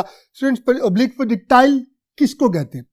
अगर किसी बॉडी को इस तरह से लॉन्च किया जाए कि उसकी इनिशियल वेलोसिटी एक्स एक्सिस के साथ एंगल थीटा बना रही हो, तो फिर वेलोसिटी के दो कंपोनेंट्स होंगे, VIY वर्टिकल उसको ऊपर लेके जाने की कोशिश करेगा और हॉरिजॉन्टल ये कोशिश करेगा कि वो एक्स एक्सिस के लॉन्ग मूव करे।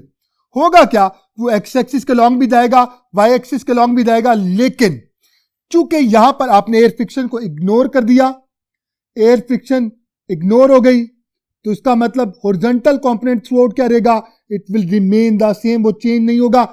एक्सलेशन अलोंग एक्स एक्सिस क्या रहेगी, दैट इज 0। ये वही है जो कि हमने कैरेक्टरिस्टिक लीनियर प्रोजेक्टाइल में भी देखी थी।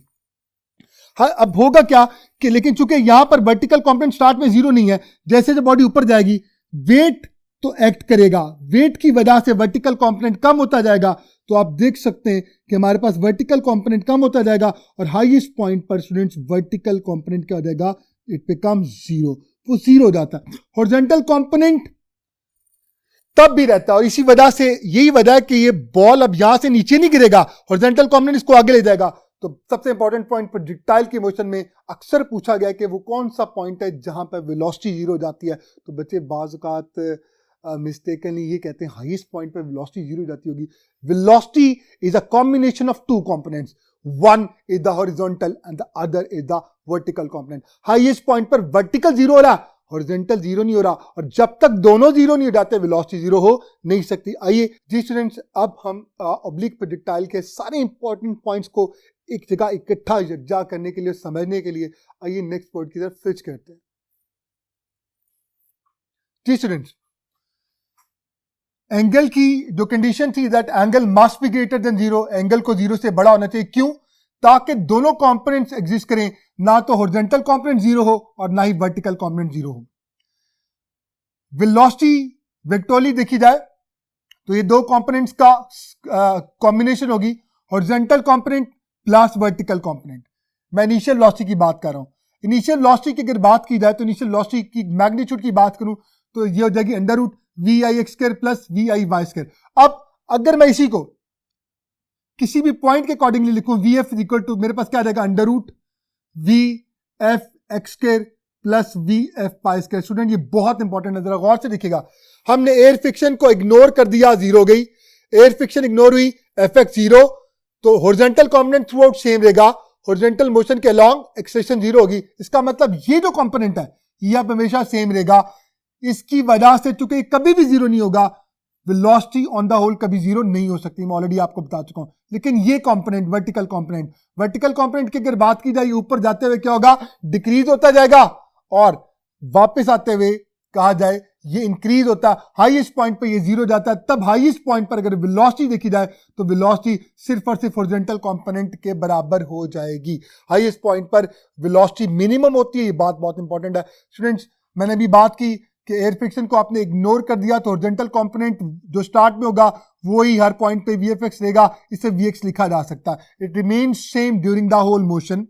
वर्टिकल कंपोनेंट स्टार्ट में कहता है V I Y is equal to we I sine of theta. चूंकि वी वाई कॉन्टिन्यूसली चेंज होता, किसकी वजह से, ग्रेविटी की वजह से, तो इसकी वजह से वेलोसिटी इफेक्ट होती है।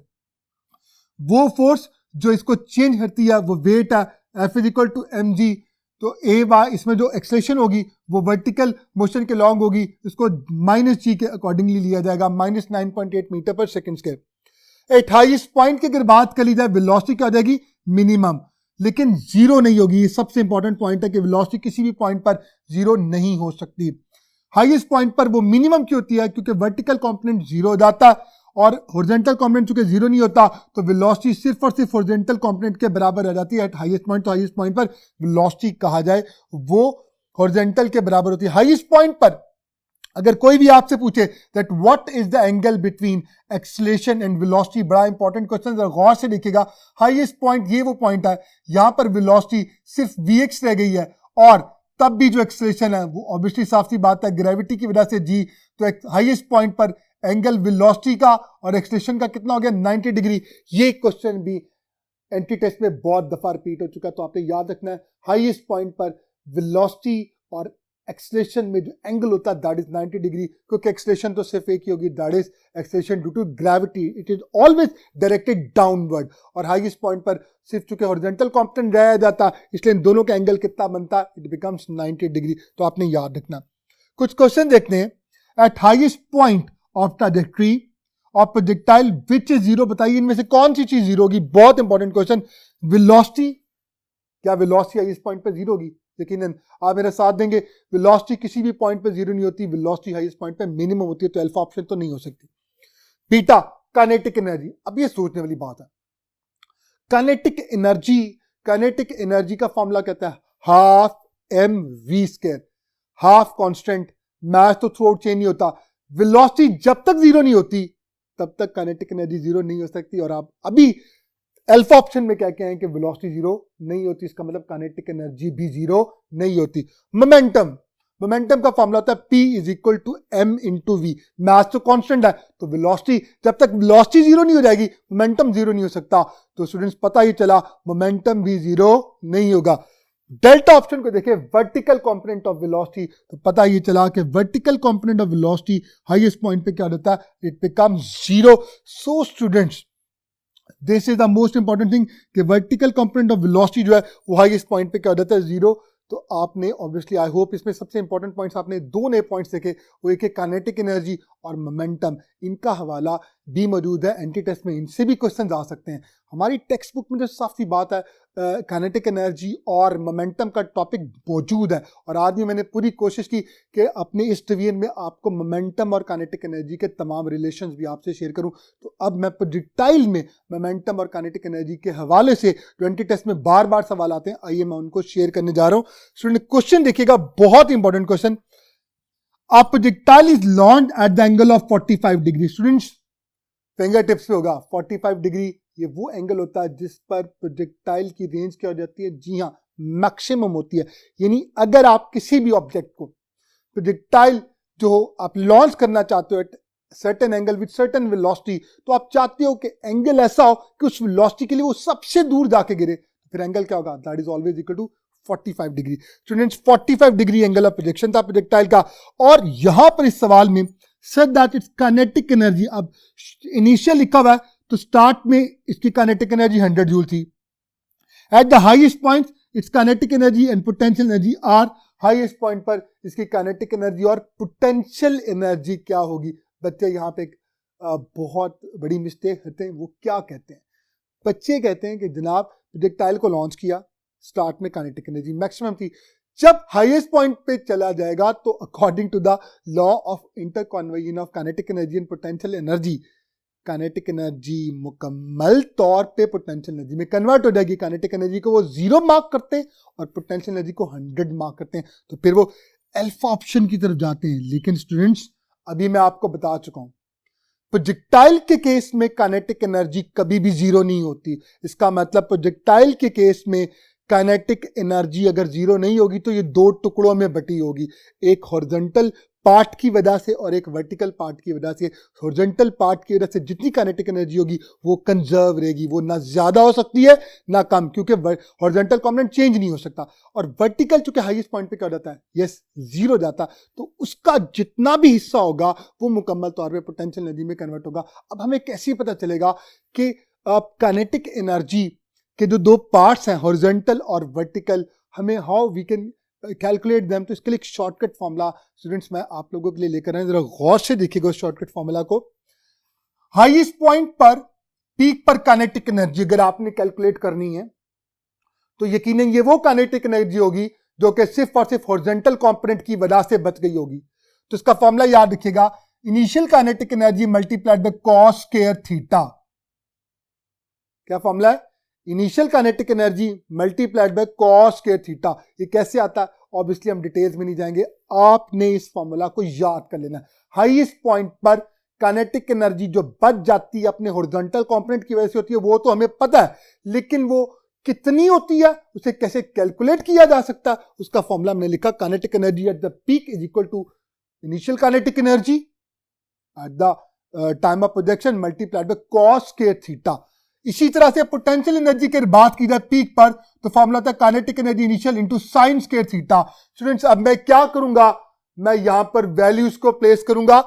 काइनेटिक एनर्जी इनिशियल क्या थी, 100 थी, एंगल 45 था, cos 45 होता 1/√2, ये स्क्वायर अंडर रूट को कैंसिल आउट कर देगा, 100 divided by 2 that is equal to 50 joule. तो पता चला 100 जूल में से 50 जूल कंट्रीब्यूशन किसकी है, हॉरिजॉन्टल कंपोनेंट की, और ये kinetic energy through out the motion change नहीं होगी, हॉरिजॉन्टल पार्ट चेंज नहीं होगा, तो वो जो चेंज होगा वो वर्टिकल पार्ट होगा जो हाईएस्ट पॉइंट पे जाके मुकम्मल तौर पे पोटेंशियल एनर्जी में कन्वर्ट होगा। हाईएस्ट पॉइंट पर पोटेंशियल एनर्जी में कन्वर्ट होगा। Potential energy peak is equal to kinetic energy sine square theta.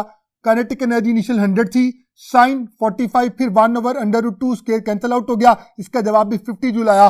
तो हमारे पास बेस्ट ऑप्शन कौन सी बनती है, that is Charlie, 50 joule and 50 joule. So that was the most important thing students. एक बहुत अच्छा पॉइंट, एक नया पॉइंट हम लोगों ने आज एंटी टेस्ट में सीखा। प्रोजेक्टाइल में बाज़ औक़ात ऐसे क्वेश्चन पूछे जाते हैं जिनका ताल्लुक काइनेटिक एनर्जी से होता है। स्टूडेंट, इसके बाद एक बहुत और इंपॉर्टेंट पॉइंट, मोमेंटम की बात कर लेते हैं। मोमेंटम पीक पर क्या होगा, आप अच्छी तरह से जानते हैं। मोमेंटम जो होगा पीक पर, उसका फॉर्मूला याद रखिएगा। मोमेंटम किसी भी पॉइंट पर जो होगा उसका फॉर्मूला होगा mvx प्लस mvfy, यानी मोमेंटम होता है the product of mass and velocity. तो वेलोसिटी के दो कंपोनेंट्स हैं, हॉरिजॉन्टल और वर्टिकल। तो मैंने ये प्लेस किया यहां पर। अब स्टूडेंट्स, आप सब जानते हैं हाईएस्ट पॉइंट पर वर्टिकल कंपोनेंट क्या हो जाता है, 0 जाता है। तो मेरे पास सिर्फ और सिर्फ मोमेंटम जो पीक पर होगा उसका फॉर्मूला क्या बच जाएगा, mvfx या mvix, इसको मैं पुट कर सकता हूं। तो पीक पर मेरे पास जो मोमेंटम है उसका फॉर्मूला होगा mvi cos ऑफ थीटा, यानी शुरू वाला momentum multiplied by cos of theta.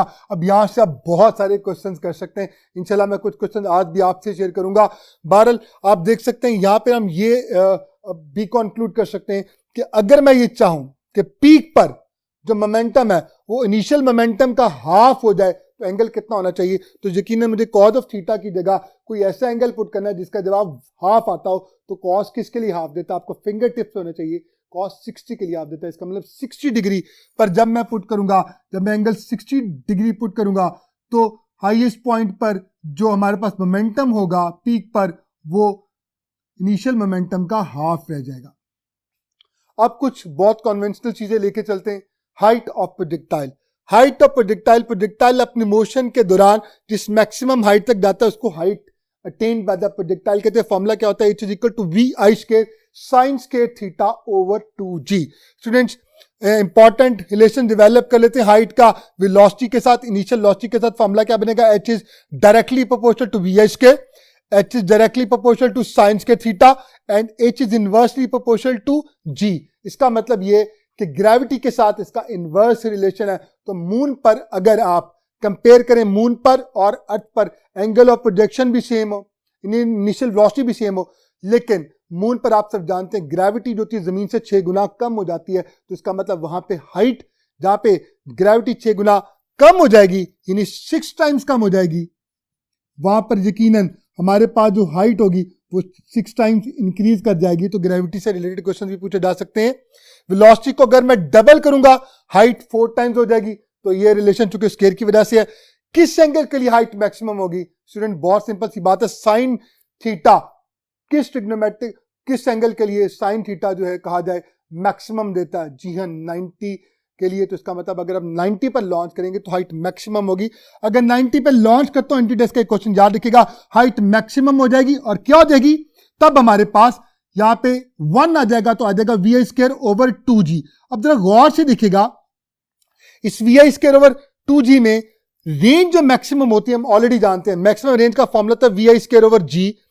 तो आप यहां पे लिख सकते हैं height maximum is equal to, इसकी जगह ये देखिएगा, ये जो फैक्टर हमारे पास ये रेंज मैक्सिमम को रिप्रेजेंट कर रहा है। तो इसका मतलब हाइट जब मैक्सिमम होती है, हाइट जब मैक्सिमम होती है कब, किस एंगल के लिए, 90 डिग्री के लिए, तब भी वो जो रेंज 45 डिग्री पर मैक्सिमम होती है उसका क्या रहती है, हाफ रहती है। एक बहुत इंपॉर्टेंट पॉइंट जिसे आपने याद रखना है।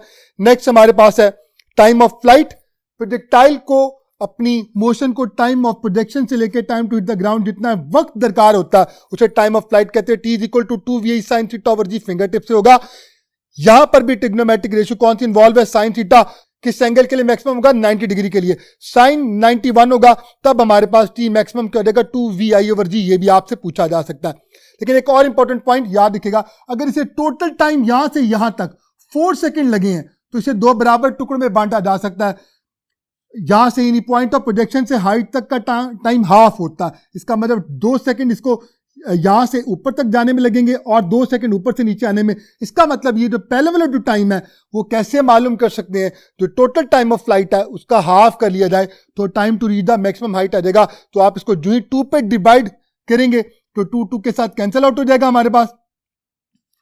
तो हमारे पास क्या आ जाएगा, vi sine theta over g, that could be your relation. आप देखें मैं 2 से डिवाइड किया vi sine theta over g, तो it can come over there. आइए स्टूडेंट्स, नेक्स्ट क्वेश्चंस करने के लिए और मजीद चीजें देखने के लिए हम नेक्स्ट बोर्ड की तरफ स्विच करते हैं। जी स्टूडेंट्स, हमारा नेक्स्ट टॉपिक है the range of the projectile, जहां से सबसे ज्यादा क्वेश्चन आते हैं। रेंज ऑफ द प्रोजेक्टाइल का फॉर्मूला आता है R equal to we i square sine 2 theta over g. Student यहाँ पे इंपॉर्टेंट पॉइंट ये कि बच्चों को ये फिंगर टिप से होता है, बाज औकात वो करता ही है कि अल्फा ऑप्शन में ये प्लेस करता है और बीटा ऑप्शन में ये प्लेस कर देता है। स्टूडेंट ये दोनों ही रेंज के फॉर्मूला है। Sine 2 theta double angle identity आप मेडिकल के स्टूडेंट से फिर भी आपको पता होना चाहिए, क्योंकि अभी आपका टॉपिक है लर्निंग आउटकम्स कैसा। सो साइन 2 थीटा बराबर होता है 2 साइन थीटा कॉस थीटा। तो अगर मैं उसको यहां पे पुट करूं, sine 2 theta is equal to 2 sine theta cos of theta place करूं, तो इसको इस फॉर्म में भी राइट डाउन किया जा सकता है। Students please remember it, it can come in the paper. Range किस एंगल के लिए मैक्सिमम होती है? You know very well, that is for the 45 degree. और सबसे इंपॉर्टेंट पॉइंट जो यहां पे मैं आपको सिखाने जा रहा हूं, जब रेंज मैक्सिमम होती है तो उस वक्त हाइट, अगर आपको ये मैं कह दूं कि किसी प्रोजेक्टाइल की मैक्सिमम रेंज सपोज करें 100 मीटर है, ये देखें आप देख सकते हैं रेंज 100 मीटर है, मैक्सिमम का वर्ड बोला तो कॉमन सेंस से एंगल कितना होगा? 45 डिग्री। मैं हाइट पूछूं हाइट क्या होगी, तो आप कहेंगे सर हाइट हम कैसे कैलकुलेट कर सकते हैं? तो आपने फॉर्मूला याद रखना है, जब रेंज मैक्सिमम हो जाती है तो उस वक्त की जो हाइट होती है, जो उसने अटेन की होती है, उससे 4 टाइम्स ग्रेटर होती है। इसका मतलब range becomes 4 times the height over there. तो आप यहां से अगर रेंज हाइट से 4 गुना बड़ी है तो हाइट क्या होगी? हाइट ऑब्वियसली रेंज से 4 गुना कम होगी। तो आप क्या करेंगे? 100 divided by 4 it will give you 25 metre. तो ऐसे सारे क्वेश्चन आप डायरेक्टली कर सकते हैं, कोई बहुत बड़े फॉर्मूला तो आपको चाहिए नहीं। और ये बहुत इंपॉर्टेंट प्रोजेक्टाइल मोशन का सबसे खूबसूरत पॉइंट ये कि आपको बहुत कैलकुलेशंस में जाना नहीं पड़ता और आप आसानी से अपने आंसर तक पहुंच सकते हैं। स्टूडेंट्स यही चीज मैंने आपके लिए यहाँ पे कैलकुलेट की है। अगर हाइट आपने कैलकुलेट करनी थी R divided by 400 by 425 metre. Students एक और बहुत ही इंपॉर्टेंट रिलेशन जो आप लोगों ने याद रखना, रेंज और हाइट का। अगर रेंज आपको दी गई हो n टाइम्स हाइट और वो आपसे पूछे एंगल क्या है, थीटा क्या है, कि सपोज करके कहते हैं रेंज, चलें इसी को चेक कर लेते हैं। यहां पे रेंज आपके पास क्या है? 4 टाइम्स हाइट, और ये तभी होता है जब एंगल कितना होता है? 45 डिग्री। तो मैं आपको शॉर्टकट फॉर्मूला आपको सिखा रहा हूं, जब भी रेंज n टाइम्स हाइट होगी तो एंगल जो होगा वो tangent inverse of 4 over n, tangent inverse of 4 divided by n होगा। अब यहां बताइए, यहां पर जब मैंने लिखा r is equal to 4h, तो यहां पर n क्या है? अगर मैं इसको देखूं तो r ऐसे ही है, n की जगह यकीनन यहां पर हमारे पास क्या आता है? 4 आता है। इसका मतलब मेरे पास n 4 है। आइए मैं चेक करता हूं फॉर्मूला। थीटा यानी range is equal to 4 height के लिए मुझे कहा गया कि अगर रेंज 4 टाइम्स हाइट है तो एंगल क्या होगा? हमें वैसे पता 45 डिग्री आना चाहिए, लेकिन चेक कर लेते हैं क्या हमारा फॉर्मूला शॉर्टकट ठीक है। Theta is equal to tangent inverse of 4 ऊपर लिखेंगे और नीचे n कितना है? 4 से कैंसिल आउट हो गया। टेंजेंट इनवर्स ऑफ 1, हम सब जानते हैं टेंजेंट किस एंगल के लिए 1 देता, that is only for 45 degree. तो ये भी कंफर्म हो गया। तो अब आप इसको आसानी से यूज कर सकते हैं। स्टूडेंट जल्दी से कुछ इंपॉर्टेंट पॉइंट्स देखते हैं। R theta equal to 76 degree. आपने याद रखना है कि 76 डिग्री वो एंगल है जहां पर रेंज और हाइट आपस में इक्वल हो जाते हैं। इसका मतलब अगर मैं किसी प्रोजेक्टाइल को ऐसे लॉन्च करूं कि उसका एंगल 76 डिग्री बनता हो और वो मैं कि 76 डिग्री पर मैंने लॉन्च किया, रेंज जो थी वो 100 मीटर है, हाइट क्या होगी? तो आप फौरन लिख दें कि जनाब चूंकि एंगल 76 डिग्री है, रेंज और हाइट बराबर होते हैं, तो हाइट भी कितनी होगी? 100 मीटर होगी। तो ये बात आपने याद रखनी है। अगर मैं 76 से ऊपर जाऊंगा तो हाइट रेंज से बड़ी होगी, इंपॉर्टेंट पॉइंट, और 76 से नीचे आऊंगा तो हाइट रेंज से छोटी होगी। ये सारे के सारे इंपॉर्टेंट पॉइंट्स हैं, यहां से आपको कोई भी एमसीक्यूज पूछा जा सकता है। ये सारे पॉइंट्स नहीं है, दीज आर बेसिकली एमसीक्यूज, जो मैं आपको शॉर्टकट में सारे एमसीक्यूज आपसे शेयर कर रहा हूं ताकि आपकी तैयारी बहुत अच्छी हो जाए। एक और बहुत इंपॉर्टेंट पॉइंट कॉम्प्लीमेंट्री एंगल्स के हवाले से पूछा जाता है कि अगर हमारे पास 2 प्रोजेक्टाइल और दोनों को सेम इनिशियल वेलोसिटी से लॉन्च किया जाए but with different angles of projection, तो फिर उनकी रेंजेस का क्या रिलेशन हो सकता है? अगर इंपॉर्टेंट पॉइंट ये है दोनों के एंगल का सम क्या हो? 90 डिग्री। इसका मतलब ये दोनों कौन से एंगल्स हैं? Complementary angles. तो फिर याद रखिएगा, if they have the same initial velocities their ranges would be the same, ranges हमेशा सेम होगी। मैंने आपके लिए ड्रॉ किया, वेलोसिटी सेम होनी चाहिए। एक को 30 पे लॉन्च किया, एक को 60 पे। 30 प्लस 60 कितना होता है? आप सब जानते हैं, that is equal to 90 degree. तो दोनों के लिए रेंज क्या होगी? सेम होगी। तो क्वेश्चन पूछे जाते हैं कि बताइए कौन से एंगल्स हैं इनके लिए रेंजेस सेम होगी, तो आप उनको ऐड करके अगर 90 डिग्री आता है तो ऑब्वियसली आप उसको सॉल्व कर सकते हैं। स्टूडेंट्स हमारा नेक्स्ट क्वेश्चन बहुत इंपॉर्टेंट है, for which of the following angles range is maximum. Students आप अब रेंज मैक्सिमम की बात की जाए तो हमारे ज़हन में सबसे पहले जो एंगल आता है 45 डिग्री आता है। हम कहते हैं 45 डिग्री वो एंगल होगा जहां पे रेंज मैक्सिमम होगी, लेकिन गौर से देखिए ऑप्शंस में कहीं पे भी 45 डिग्री नहीं है। अब क्या करेंगे, अब ये करेंगे कि 45 के जो सबसे करीब तरीन होगा, हाँ जी, फिर उसके लिए रेंज क्या होगी, मैक्सिमम होगी। तो आप देखिए 40 डिग्री का 45 से डिस्टेंस 5 डिग्री है, वो तो 50 का भी 5 डिग्री, और ये यकीनन वो एंगल है तो कॉम्प्लीमेंट्री एंगल्स बन रहे हैं जिनके लिए रेंजेस क्या होंगी, सेम। इन दोनों का डिस्टेंस 45 से क्या है, दैट इज सेम, और ऑप्शन में कहीं डेल्टा में बोथ ए एंड बी नहीं लिखा हुआ, इसका मतलब ये तो नहीं हो सकते। अब जरा गौर से देखिए 43 का डिस्टेंस 45 से जस्ट 2 डिग्री है और 30 का ऑब्वियसली 15 डिग्री है, तो बेस्ट ऑप्शन कौन सी होगी, चार्ली। तो बात का तो ऐसा होता है कि हमें पेपर में क्वेश्चन आते हैं और हमें सिलेक्ट करना होता है कि दिए गए एंगल्स में से कौन सा ऐसा एंगल है विच इज नॉट 45 डिग्री, लेकिन उसके लिए रेंज क्या होगी, कंपैरेटिवली उन तमाम एंगल्स में सबसे ज्यादा होगी। आइए नेक्स्ट क्वेश्चन, एक बहुत important question, a large number of bullets are fired in all direction with the same speed. इसका मतलब मैंने क्या किया, मैंने लार्ज नंबर ऑफ बुलेट्स को तमाम डायरेक्शंस में फायर किया, the maximum area on the ground on which these bullets will spread is.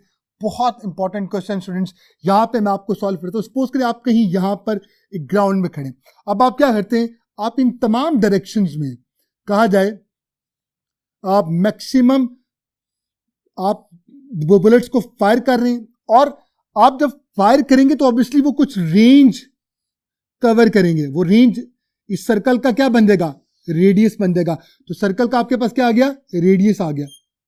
Radius क्या है, रेंज है, और आप चूंकि मैक्सिमम एरिया चाहते हैं तो मैक्सिमम एरिया एक सर्कल का वो मैक्सिमम रेडियस के लिए होगा। इसका मतलब रेंज मैक्सिमम किसके लिए होगी, 45 डिग्री के लिए, जो आप सब जानते हैं क्या फॉर्मूला होता है, VI²/G, ये मैक्सिमम रेंज का फॉर्मूला है। तो for maximum area on the ground angle को 45 डिग्री होना चाहिए था ताकि रेडियस मैक्सिमम हो सकता। तो ये पूरा जो एक सर्कल बनता है जमीन के ऊपर, आप ऊपर से जब देखेंगे सर्कल बनेगा तो उसके लिए रेंज मैक्सिमम होती है VI²/G।